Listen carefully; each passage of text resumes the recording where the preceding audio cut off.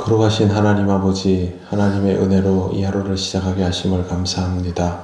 오늘도 주시는 말씀을 따라 기도의 자리로 나아가며 하나님의 뜻을 깨달아가는 은혜가 있기를 원하오니 성령께서 우리를 인도하옵소서.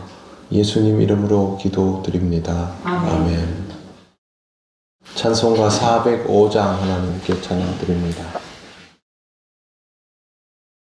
주의 친절한 팔에 안기세 우리 마음이 평안하리니 항상 기쁘고 복이 되겠네.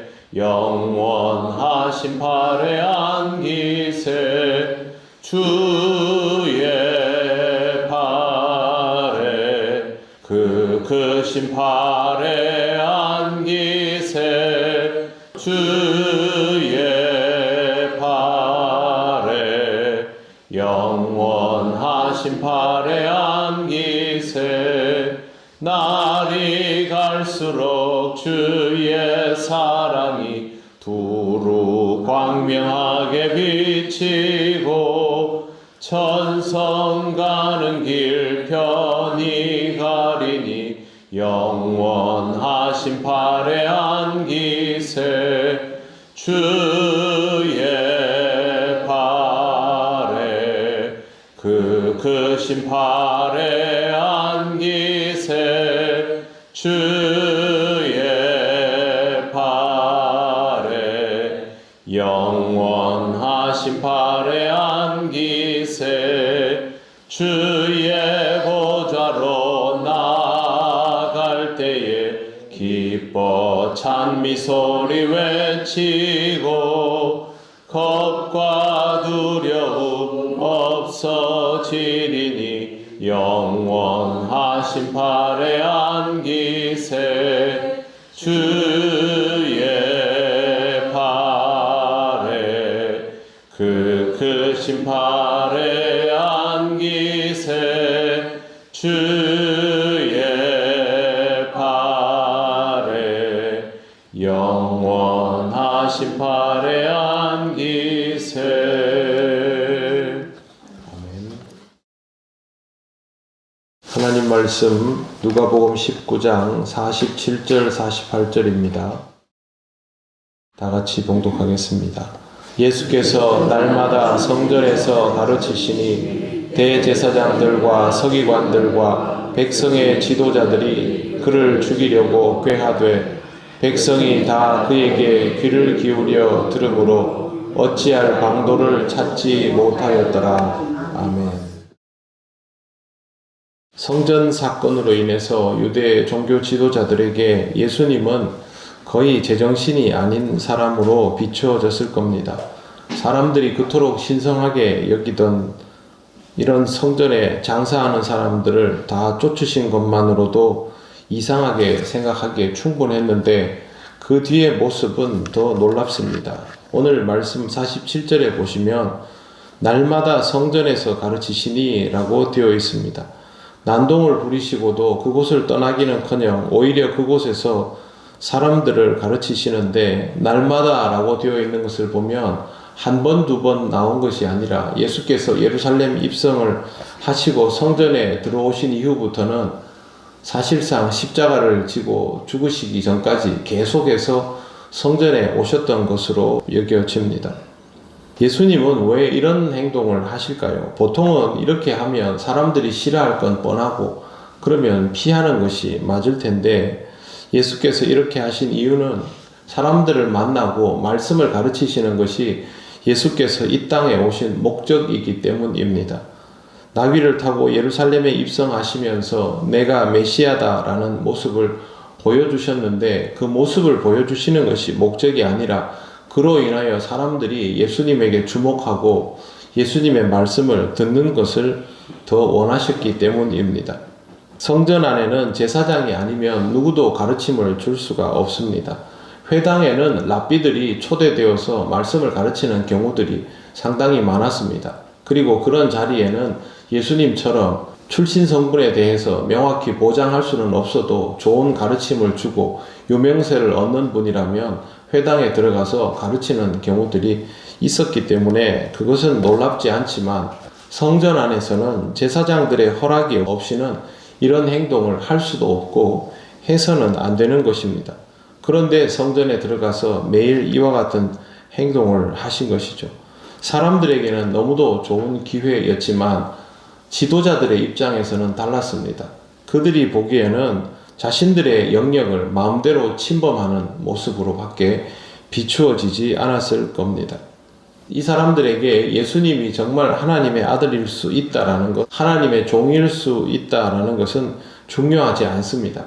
자기들 허락 없이 성전에서 이와 같은 행동을 했고 이후에도 자기들 허락 없이 마음대로 사람들을 가르치고 있다라는 것이 너무 마음에 들지 않았던 것이고 위험한 인물이라고 받아들이게 됩니다.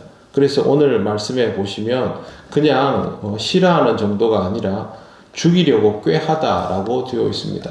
죽이려고 꾀하다라는 말은 그들 각자의 마음속에 예수님을 보면서 죽여야 되겠다라는 마음을 품는 게 아니고 구체적으로 자기들끼리 저걸 죽여야 되는데 어떻게 하면 좋을까라고 의견을 주고받으며 방법을 찾기 시작했다라는 뜻입니다. 권력자들의 무서움은 그 권력을 지키기 위해서는 물불을 가리지 않는 데 있습니다. 어느 나라건 권력자들이 마음을 먹으면 자기들에게 방해가 되는 세력을 제거하는 데는 별로 어려움이 없습니다. 언론이나 또 법조계나 사회적인 관계성을 통해서 한 사람을 매장시키는 일은 별로 어렵지 않습니다. 이들도 마찬가지이지요. 여기에 나오는 지도자들의 면면을 보면 이 사람들이 유대 사회에서 종교적으로 신망을 얻는 사람들일 뿐만 아니라 이 사람들이 모여서 사내들인 공회를 이룹니다. 사내들인 공회라는 것은 유대 사회의 최고 의결 기구로서 이 사람들이 법을 제정하거나 법에 대한 해석을 내리면 그게 엄연한 사실이 되어버리기 때문에 분명히 이 사람들은 그렇게 할 수 있는 이들입니다. 이들이 살해 의도를 가지기 시작한 것이고 실제로 예수님은 이 사람들에 의해서 그렇게 죽임을 당합니다. 사형 당할 때에도 시간도 며칠 걸리지 않습니다. 원래는 유대인들이 사형에 처해지려면 사형이 언도되고 3일의 시간이 필요했지만 예수님은 그날 사형이 결정되고 바로 십자가에 달리는 사실은 유례가 없는 그런 일이 있었던 것이죠. 본문을 보면 지금 당장 예수님을 손대지는 못하는 것을 볼 수 있습니다. 48절 백성이 다 그에게 귀를 기울여 들으므로 어찌할 방도를 찾지 못하였더라. 죽이고자 하는 욕망은 가지고 있지만 죽이고자 하는 방법들은 꾀하기 시작했지만 바로 그것을 할 수는 없었던 것은 사람들이 예수님에게 호응하고 있기 때문입니다. 이상하지 않습니까? 성전에 가서 다 둘러 엎었는데 사람들은 왜 예수님을 따라다니면서 말씀을 들을까요? 예수님의 그런 행동과 말씀에 대한 의미들을 찾아가기 시작했던 겁니다. 유대 사회에서는 분명히 위험한 행동이지만 그들도 이 사회가 또 예루살렘 성전이 무엇이 잘못되어 가고 있는지에 대한 생각들을 가지고 있었기 때문에 예수님의 말씀에 반응을 보이기 시작했던 것입니다. 이 와중에 그들의 마음속에는 죄가 자라나고 있습니다. 그리고 그 죄를 멈추지 못하면서 돌이킬 수 없는 일에 이르고 있습니다. 주님을 만나면 반응은 둘 중에 하나입니다. 주님을 반가워하고 믿고 따르고 그 말씀을 듣고 그 말씀 속에서 은혜를 경험하는 삶이 되거나 아니면 주님이 침범하는 자로 받아들여져서 그것을 거부하고 피하고 죄를 짓는 길을 나아가게 되거나 둘 중에 하나밖에 없습니다. 주께서 우리의 인생에 침노하시면 받아들일지 말아야 할지를 결정하는 순간부터 인생은 두 갈래 길로 나아가게 되는 겁니다. 똑같은 상황에서 누구는 은혜를 받고 누구는 죄를 범하게 되는 이런 아이러니한 모습이 우리의 인생 가운데에는 늘 고스란히 있습니다. 여러분은 주님을 만남을 기쁘게 생각하며 오늘까지 살아온 사람들입니다. 주의 말씀을 통해서 주님을 만나는 인생이 얼마나 풍성하여지는지를 계속해서 경험하시기를 바랍니다. 그리고 주님과 함께 동행함을 통하여 우리를 위하여 이 땅에 오시고 굳이 이와 같은 길을 가신 이유들을 하나하나 경험하면서 하나님의 더욱 깊은 은혜로 나아가시기를 바랍니다. 기도드리겠습니다. 하나님 은혜를 감사합니다.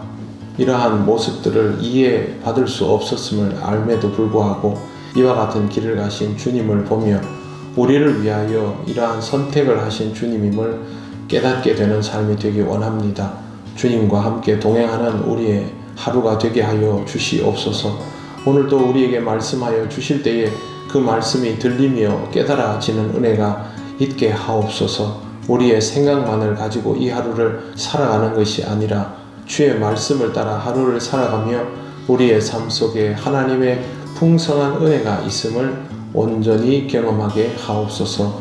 오늘도 우리를 인도하여 주심을 믿고 감사드리며 예수님 이름으로 기도드립니다. 아멘. 하늘에 계신 우리 아버지, 아버지의 이름을 거룩하게 하시며 아버지의 나라가 오게 하시며 아버지의 뜻이 하늘에서와 같이 땅에서도 이루어지게 하소서. 오늘 우리에게 일용할 양식을 주시고 우리가 우리에게 잘못한 사람을 용서하여 준 것 같이 우리 죄를 용서하여 주시고 우리를 시험에 빠지지 않게 하시고 악에서 구하소서. 나라와 권능과 영광이 영원히 아버지의 것입니다. 아멘.